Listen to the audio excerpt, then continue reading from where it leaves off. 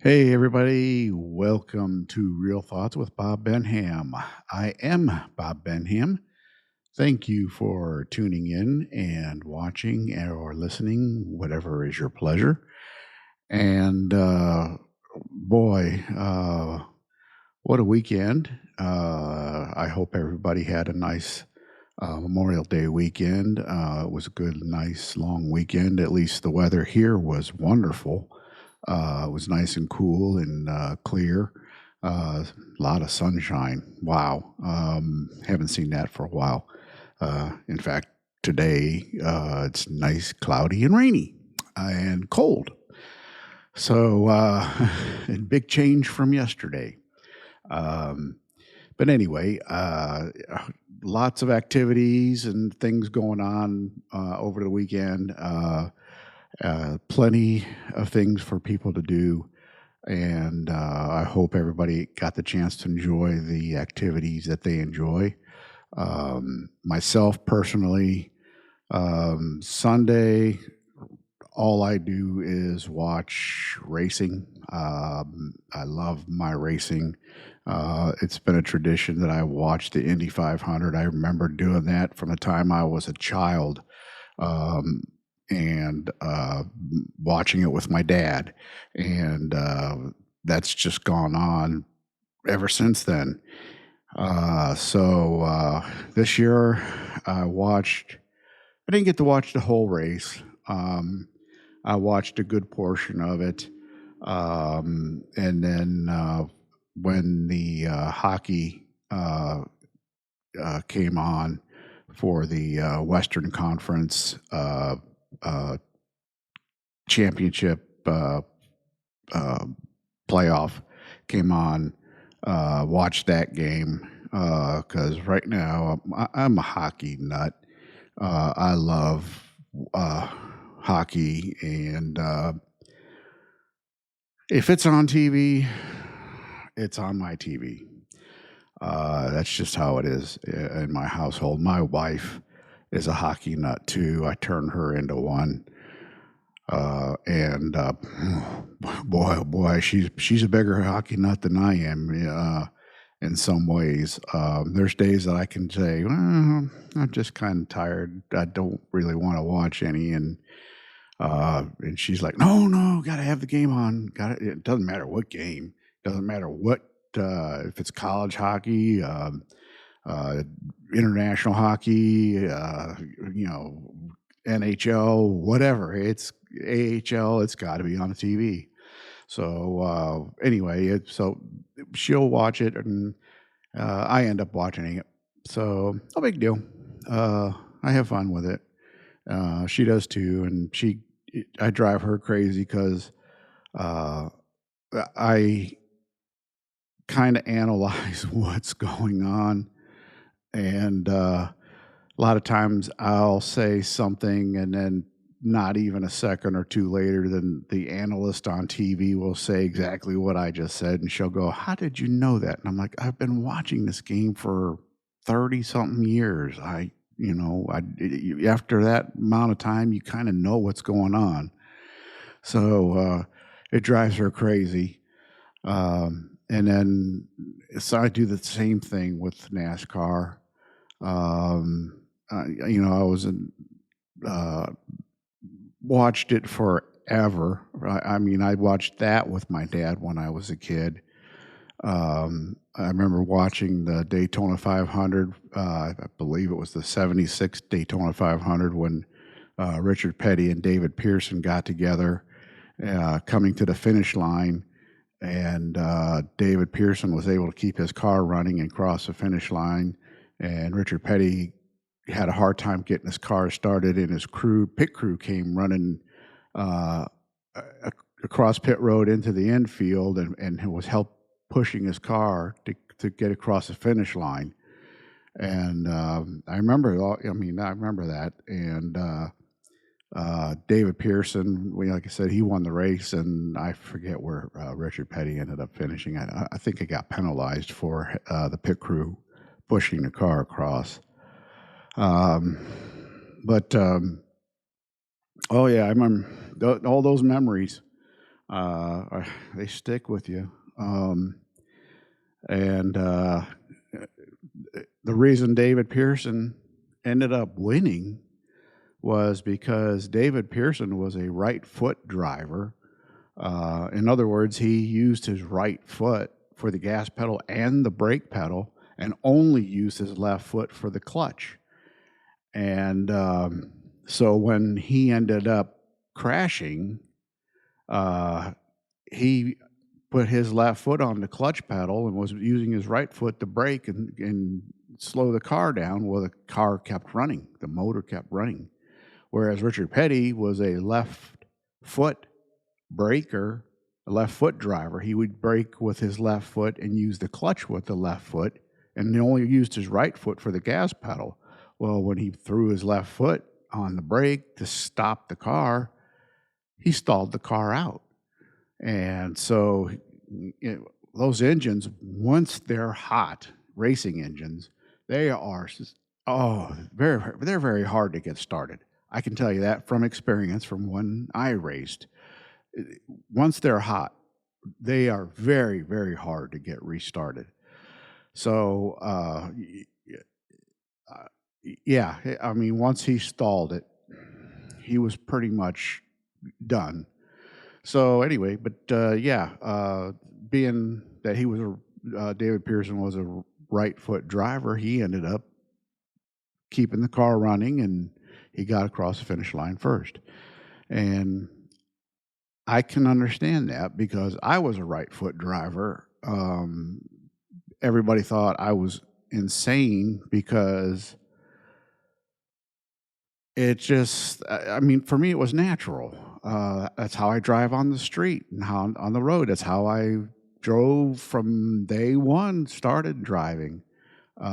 So I had a hard time. I tried to do the left foot drive thing, and I just had a hard time adapting to it. I never could get it.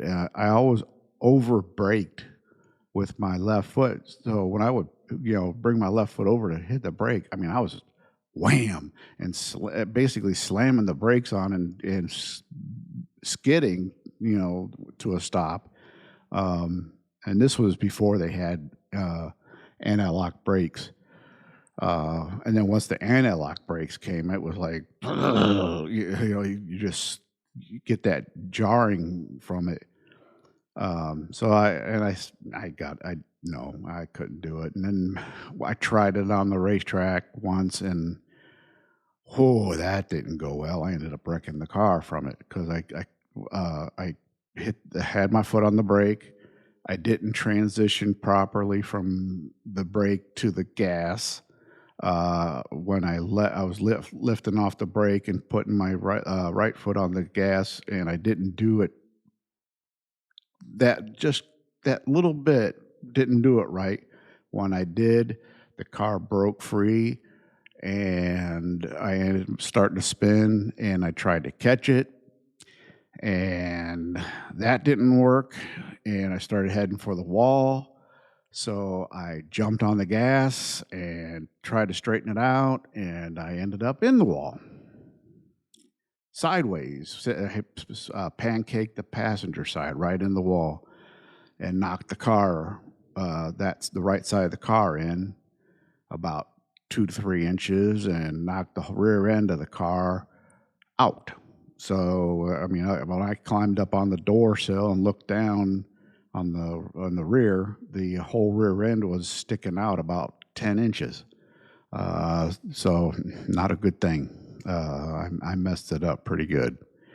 So yeah, I learned a hard lesson with that one, and I just said, nope, no more of that.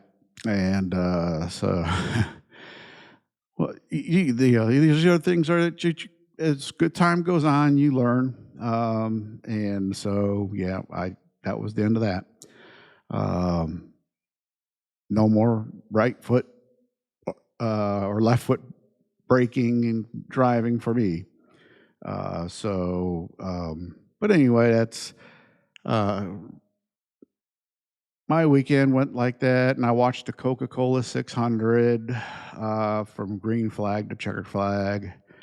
Um, I used to go to Charlotte Motor Speedway. Uh, Started going there in 1993, and my last race that I saw there was in 2009. Um, I went every year from 93 to '09. Um, had basically season tickets there. That they didn't call it that, but that's basically what I had because I went to both races there. The Coca-Cola 600, and then they had the 500 in the fall.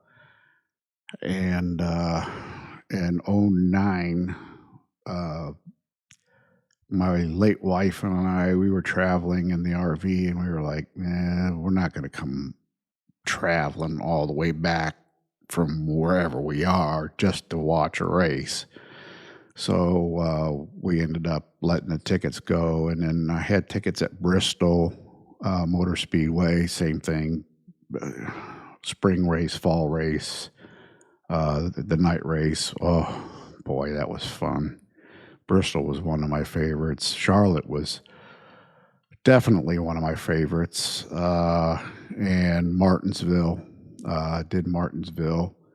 Uh, Started going to Martinsville after North Wilkesboro closed. We had uh, basically season tickets at Wilkesboro. We did both races at Wilkesboro. Started in '93 there. That was the very first race I ever attended, was North Wilkesboro.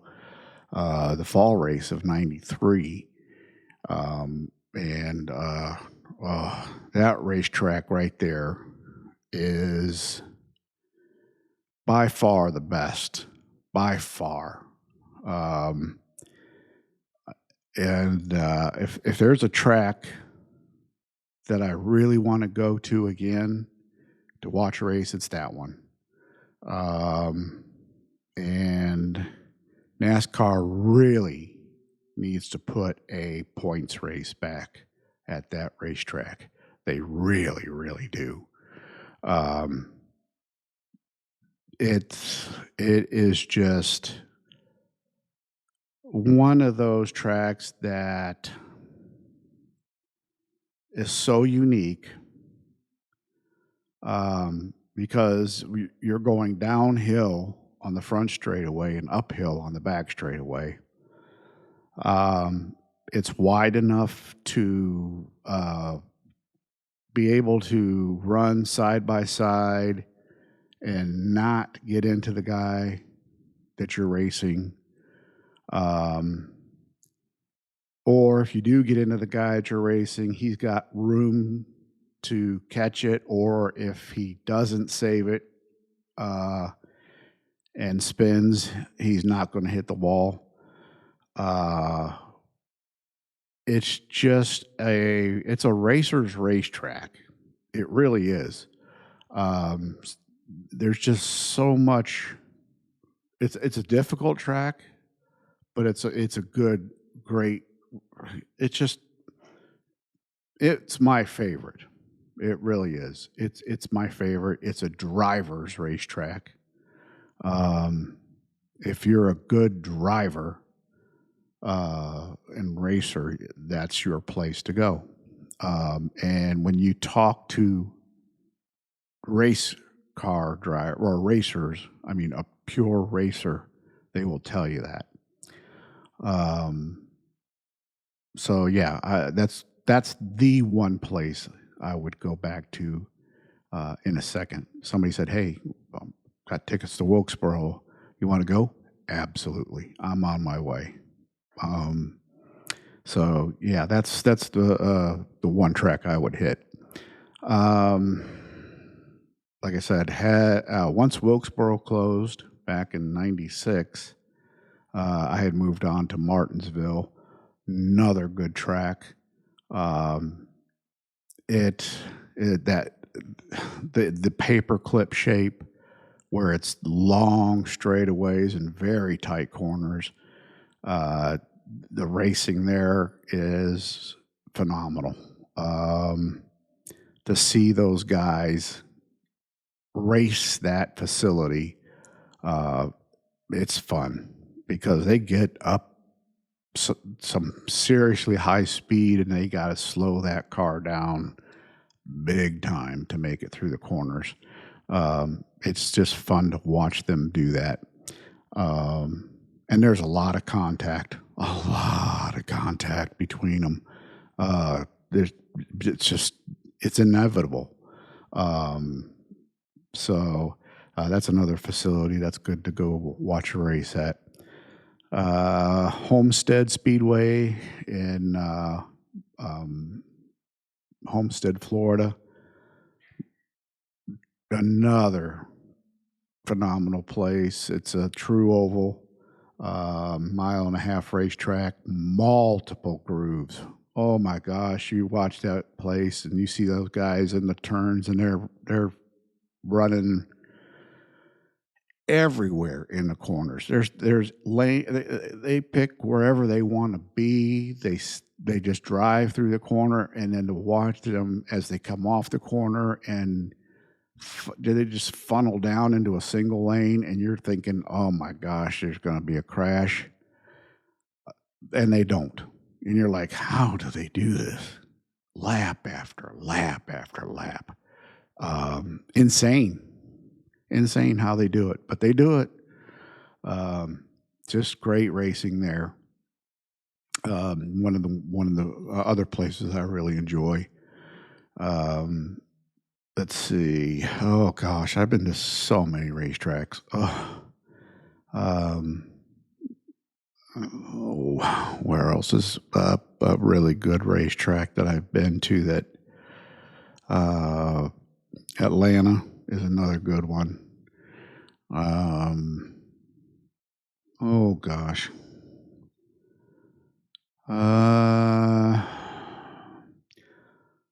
Texas was a good one. I'm not so sure about it. I haven't been there since they reconfigured it when they redid turns 1 and 2. I know on TV. I'm not sold on it. It is that reconfiguration. I'm just not sold. I don't know why they did it. Who got a bug up their butt about it? I know they were having problems with drainage issues and stuff, but to do what they did, I don't buy why they did that. But they did it, and that's what you got to live with. The one racetrack, well, there's 2 racetracks that I really would like to go to that I have not been to. And I don't know why I haven't been to them. The first one's Darlington. That track has so much history to it. I would really love to see a race there. And the other one is Rockingham. I would love to see a race there. And even if it's just the Xfinity Series, whatever, that would be fine. I'd rather see the Cup Series there, but that's, who knows. The Cup Series, they've got their I can't say no. I can't say a lot of good things about the Cup Series. I just don't agree with how they're running it. They claim that viewership is up, attendance is up, and in some ways, yes, it is. And there's, they claim races are sold out. I still see a lot of empty seats. I think a lot of the races that are sold out to all these scalping vendors to try to scalp people on the tickets, and then they don't sell them. They end up losing their behinds on them, and good on them for that. because that's just something that just drives me nuts, is these people that do that. But yeah, there's just too many empty seats in these places when they claim sellout. I just don't buy it. But anyway, in the amount of money that these tracks charge, you know, I don't agree with that. Uh, they're getting paid. Oh God, so much money from the TV deals that they could easily drop the amount of money on tickets to get in. They could drop the amount of money they charge on concessions and stuff like that, and pack the place with attendance and make a killing still. I just don't get it. Other than greed, that's all it is, pure greed. And NASCAR, with this stuff that they're doing with these cars, I mean, what pieces of junk this new car is. I don't like them. I just I can't I cannot get into these cars. I don't like I don't like them. I don't like the way they look. I don't like what they've done with how they have the exhaust where it comes out both sides of the car, not one side of the car. They have the doggone thing running right under the driver. You don't do that. Though, I mean, it's just there's so much about this car. The flat pan underneath, put it back to a stock floor pan and stuff, and get rid of the thing sitting right on the ground and making the suspension so stiff. Get rid of all this junk. Outlaw that stuff. Back in the day when you used to be able to wash the cars and they would have the shocks would work. Wow, what a revelation. Now they don't, the shocks don't work. The springs don't work. Everything is set for that car to literally sit on the ground. There's no give. And you see these drivers and their heads and bodies in this car, and it's bouncing so violently. And most of these drivers are wearing mouthpieces, and these mouthpieces with chips in them that record data to see how bad they are being beaten up. Why? Make the cars where, hey, they got to drive them. Let them have the horsepower back. Let them have all the handling stuff back. Get it where it's off the ground. Get it where they don't have to rely on all this stupid diffuser or infuser or whatever they call that thing underneath the car. Get rid of that. That was a dumb idea. I don't know why they had to put that on there. That just messed up this racing so bad. And they wonder why the cars look ridiculous going down the straightaway. If you look, I mean, the back end of the car is squatting to the ground, and the nose of the car kind of sticking in the air, but you look and the nose is planted to the ground. I mean, it's ridiculous how this thing looks. And then everything is sourced by NASCAR. One vendor per whatever part. You can't go out and say, oh, well, there's different vendors for all these parts. No, it's a single vendor for each part. So it's a monopoly. These vendors are charging whatever they want for the parts, and the teams have no choice but to go to that vendor to get those parts. And all they do is assemble the car at their shop. They don't get to do anything to them. Anything. If they try to modify a part, or try to kind of tweak the rules a little bit, and NASCAR catches them, holy cow. The fines and the penalties are, whew, you're going to be paying a lot of money.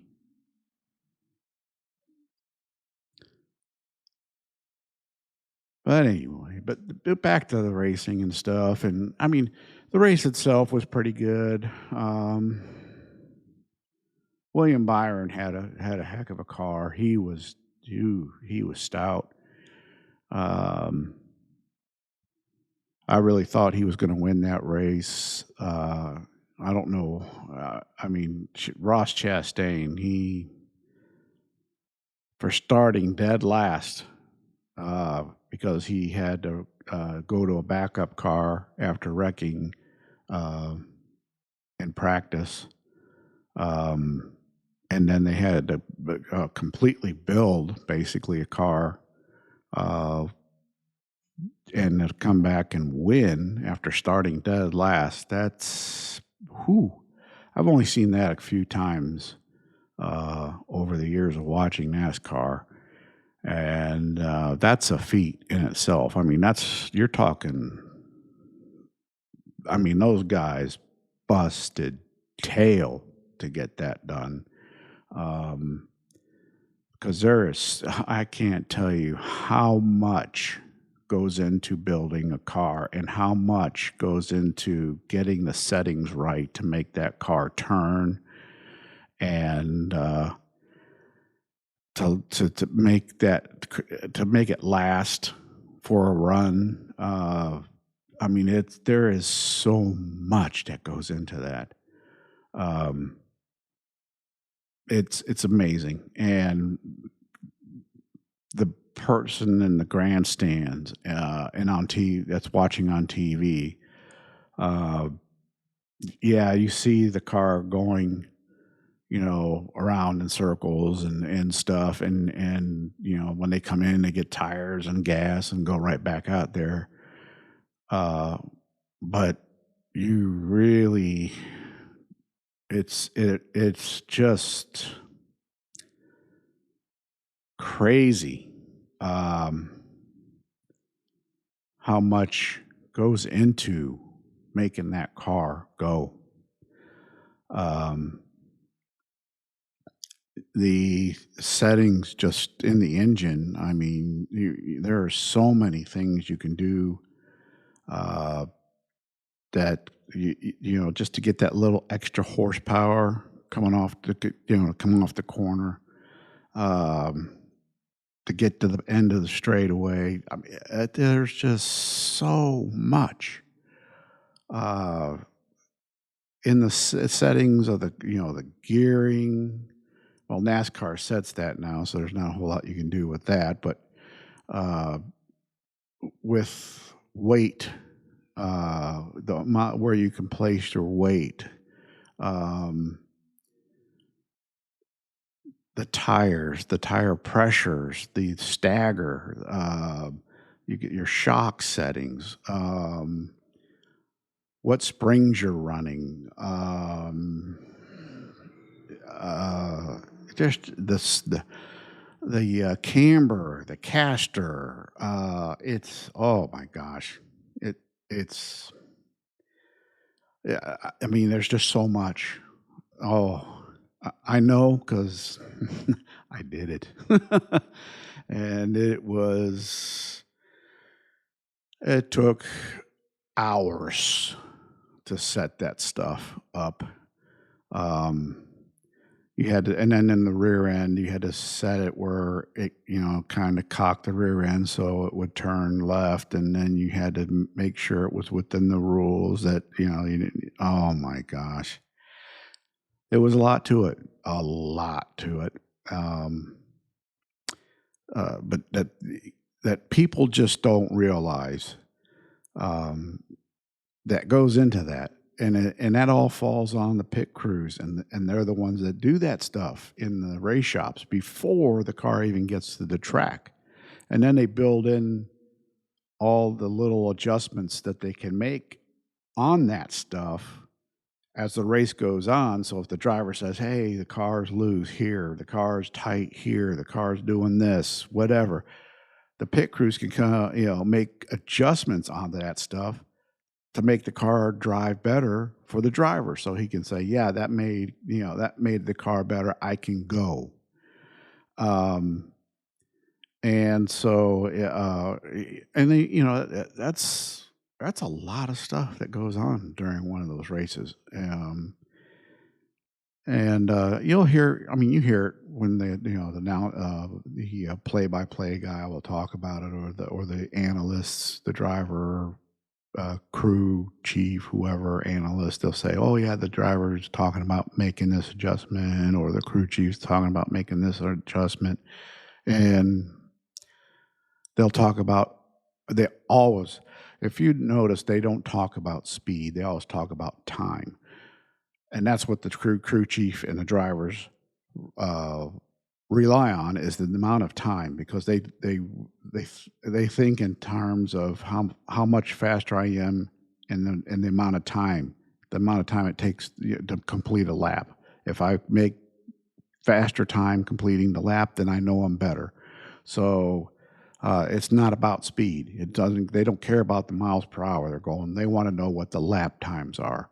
Like say for instance at Charlotte Motor Speedway, if they did a 30 flat, well, that's 180 miles an hour. So they don't care that it's 180 miles an hour. They want to know, am I 30 flat, 30.01, 30, 0.2, 29.8, those kinds of things, to make sure that they're faster or slower. And that's all that matters to them. So that's why you always hear them talk about, what's my lap time? Fortunately now, you never hear it on the radios anymore, because now in the Cup Series, the lap times are actually on the dash of the car. So when they complete a lap, the driver can look down and see what his lap time was. So the driver actually can see, hey, yeah, okay, I know what I'm running. I'm running this.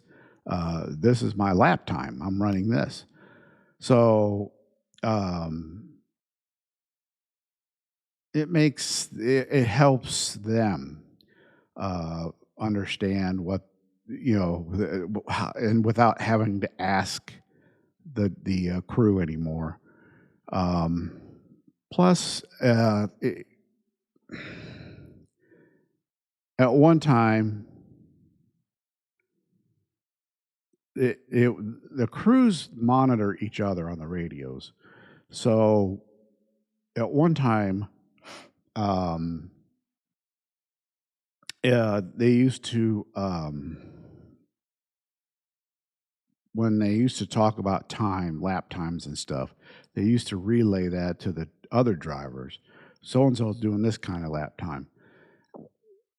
Well, they always had stopwatches to be able to time the closest car to them.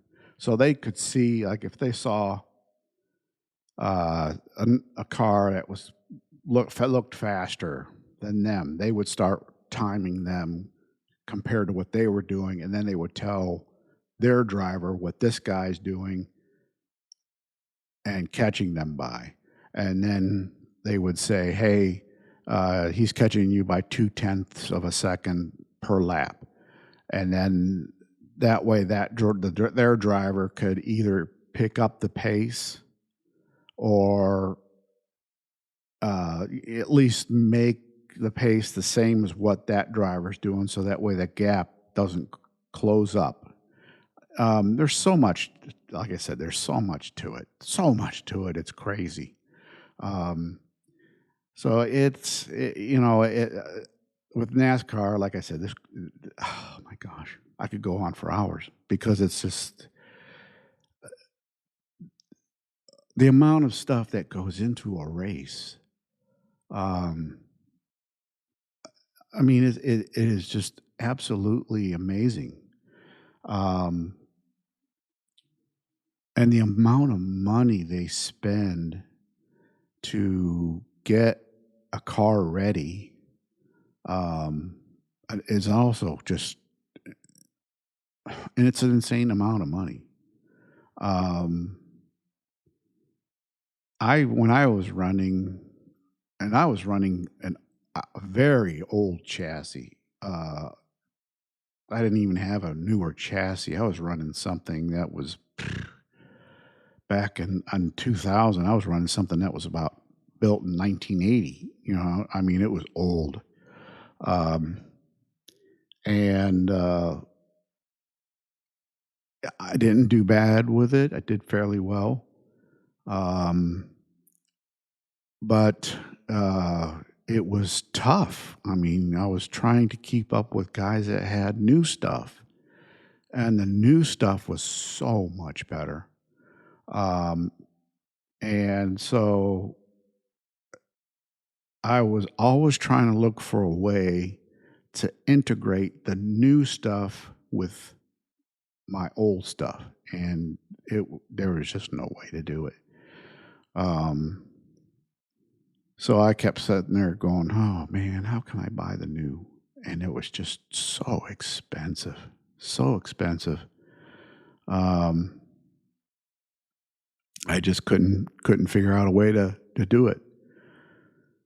So, and then just to run those cars, I mean, the tires, the fuel was, oh man, the fuel was like, back then, I was paying like $4.50 a gallon for racing fuel, and the regular fuel that we bought was like $1.15 a gallon or something like that. So the racing fuel was crazy expensive, and I was going through about 8 to 10 gallons a week because those race cars, they just suck that fuel down. Because you're using a 4-barrel carburetor, and you're running 7,500 RPM. Man, that thing's just, it sucks the fuel. It's gone. I mean, it's crazy how much gas those cars suck down.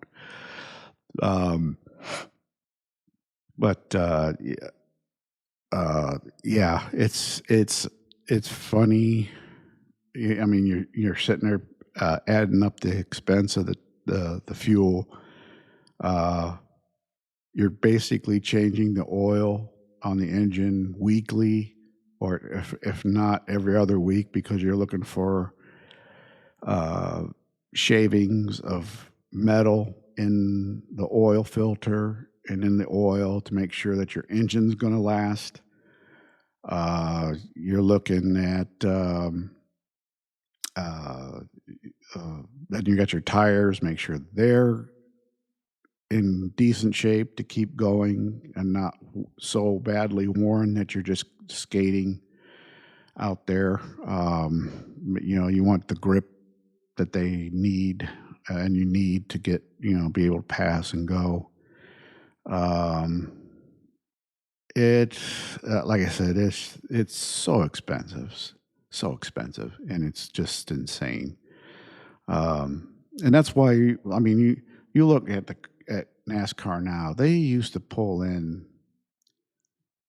oh gosh, back in the late 90s, early 2000s, you would see about 50, 55 cars show up a week to try to get into the race for 43 spots. And now they have that stupid charter system, which is totally ridiculous. And so they have 36 guaranteed spots, and that's all that shows up usually, just 36 cars, and it's a 40-car field.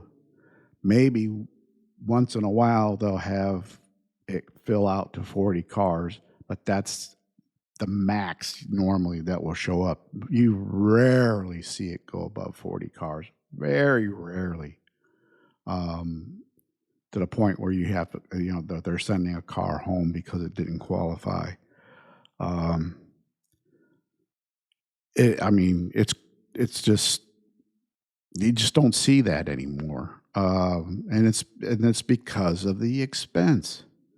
NASCAR says, "Oh, we're working to make it where it's not so expensive." They're not working to make it so it's less expensive. My gosh, they're doing the complete opposite.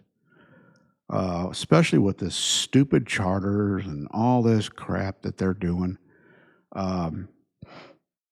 It's almost like what IndyCar was back in the 90s and stuff, and it caused the crash of IndyCar, where it split, and then it had the IRL and Champ cars, and then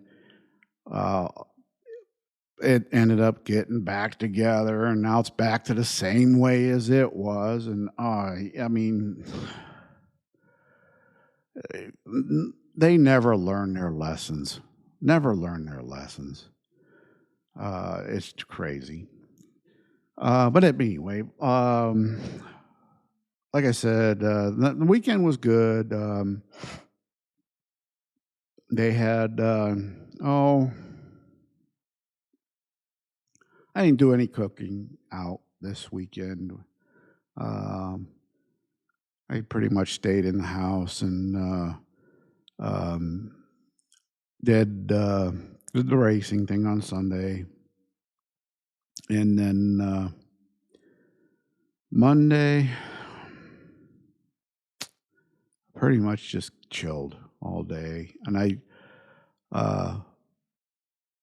watched my playoff hockey. Got surprised that Carolina won, especially since they were playing in Florida.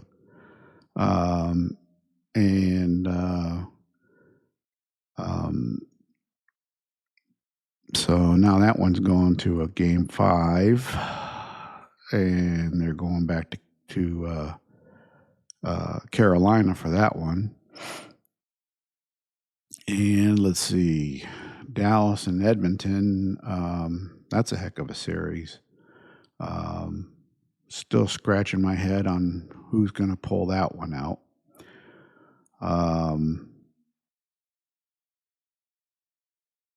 I'm thinking Dallas may do it, but Edmonton's been tough. They've just been really tough this year. So who knows? I don't put bets on any with sports and stuff. I despise these gambling commercials. I just it makes me mad because it almost makes me feel like they're in control of all these events and stuff now, because there's just so much of it.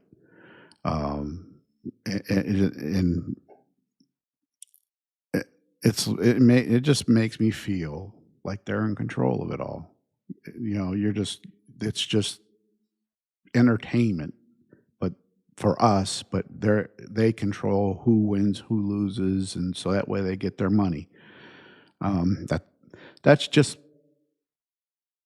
my personal opinion. When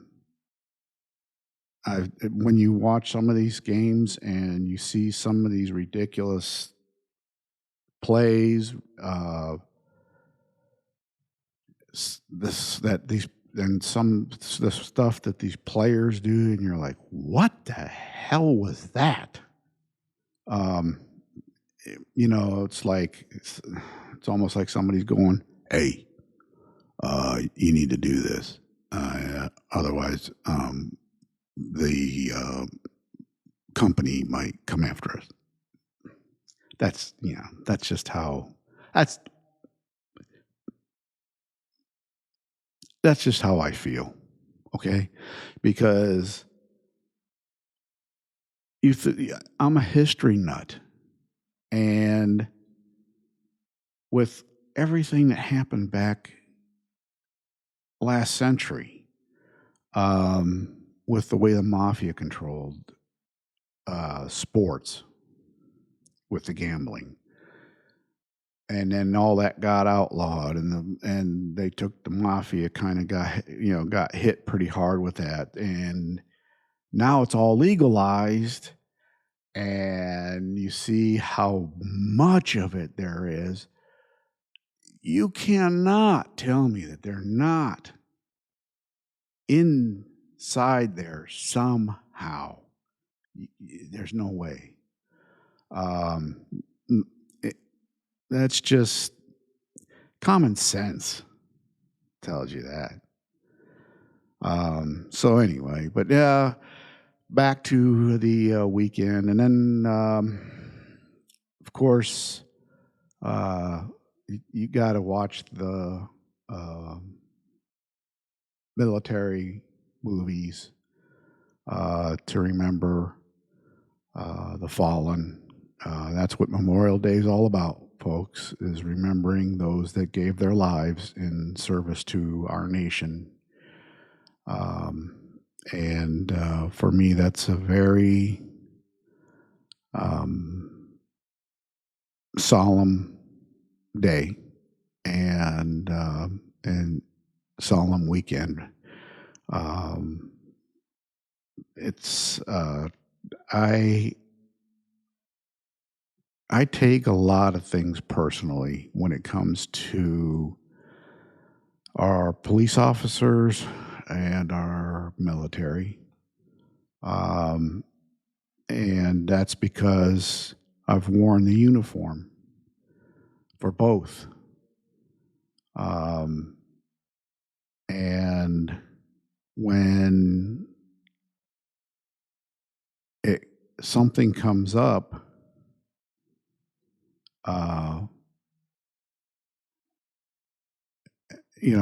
like Memorial Day, that's in remembrance of the fallen. The like earlier this month, they have police officers memorial. You have it's all packed together. It makes it, for me anyway, it's a rough time, because I've known people that have lost their lives, and so it is personal. It is personal. I'm very lucky that nothing happened to me. Very lucky. So, but having things happen to people that I know and knew,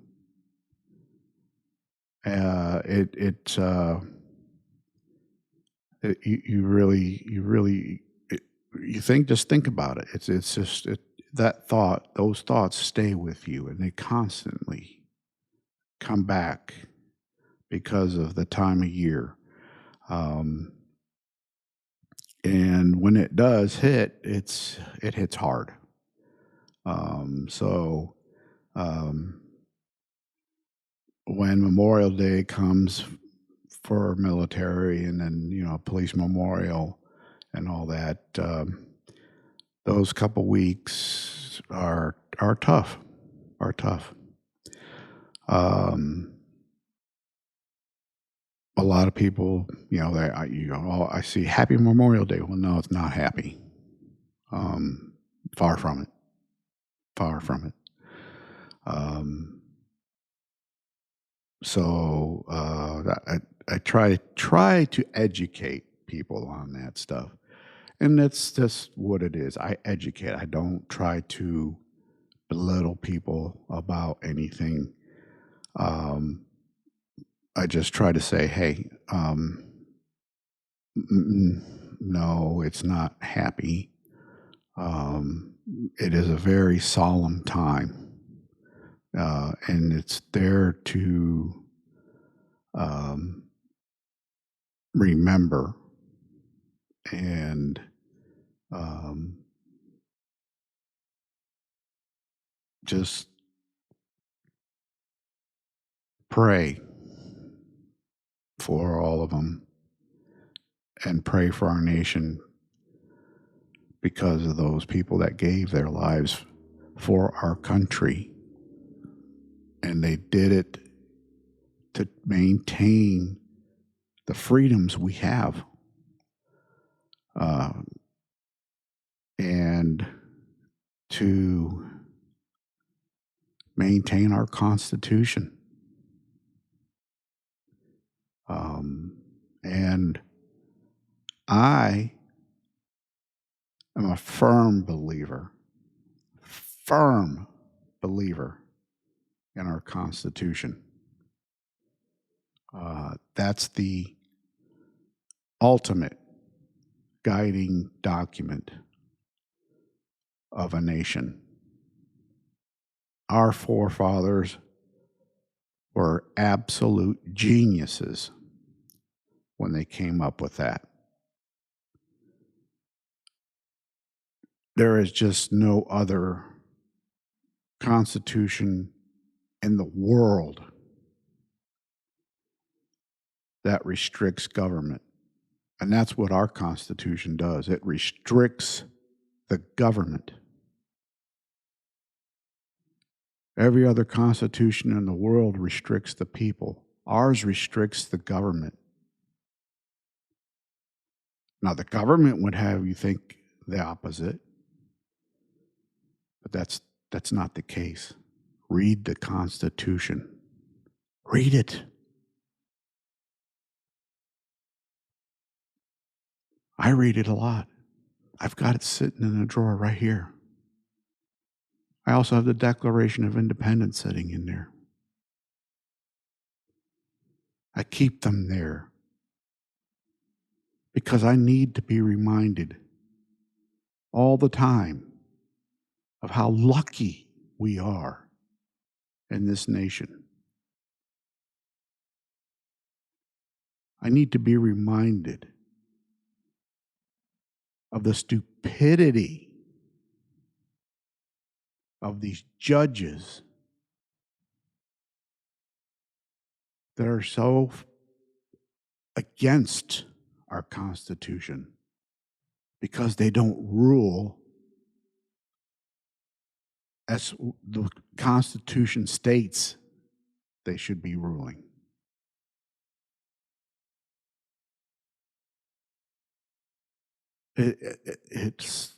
I have to read it again and again and again just to make sure that things that I say, the opinions that I give, the statements I make are correct. I'm not a lawyer.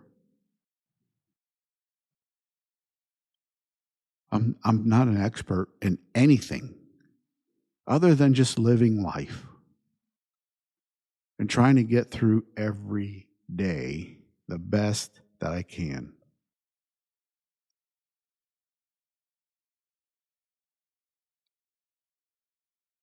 That's all I am. That's the expert that I am. Just getting through today, every day, the best that I can. So every chance I get, I find something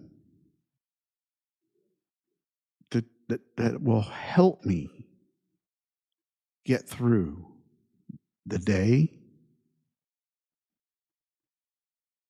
and to learn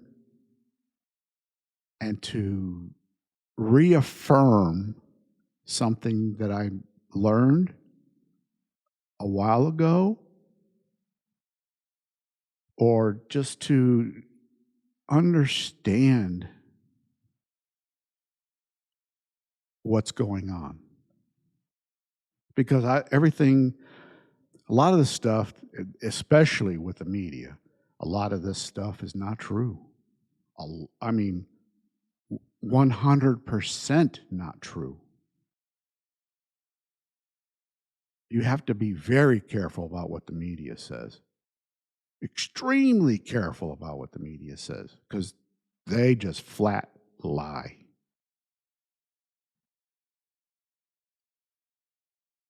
So all I can say about that is research.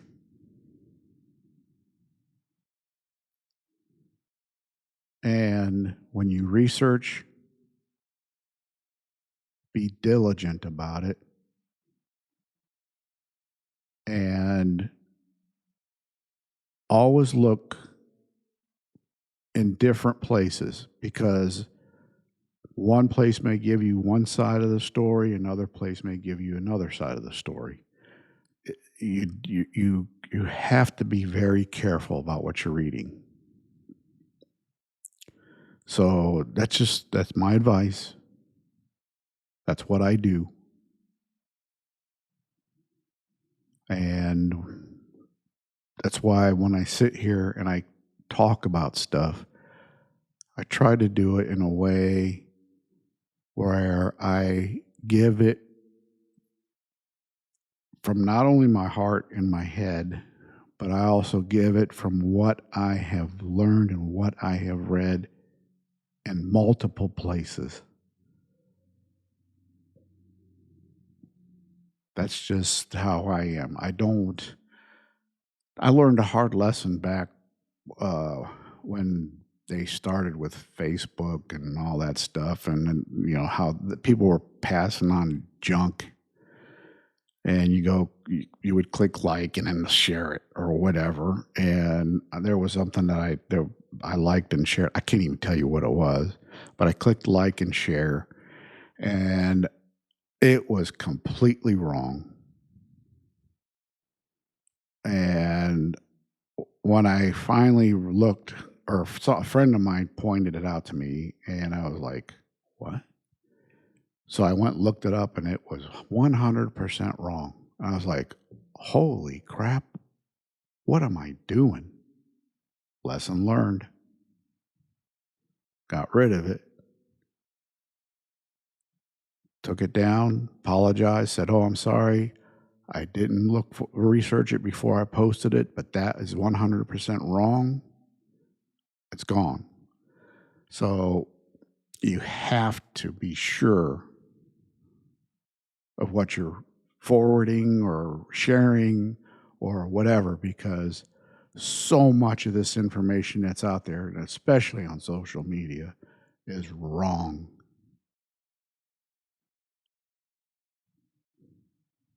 Just be careful.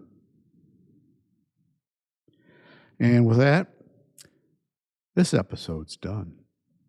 Thank you for checking in, listening, watching, and I appreciate it so much if you've watched and listened. I know I am all over. I know it. I do appreciate it so much. And please, if you enjoyed it, tell a friend, tell a relative. I like I said, I'm doing it just because I want to, and I enjoy it, and I hope you are. And please check in soon for the next episode. You can always subscribe, and when the next episode comes out, you'll be notified. And with that, I am out of here. This has been Real Thoughts with Bob Benham. You all take care of yourselves. Watch your back. God bless you.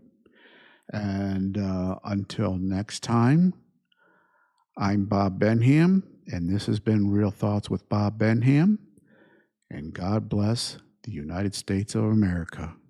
Until next time, bye-bye.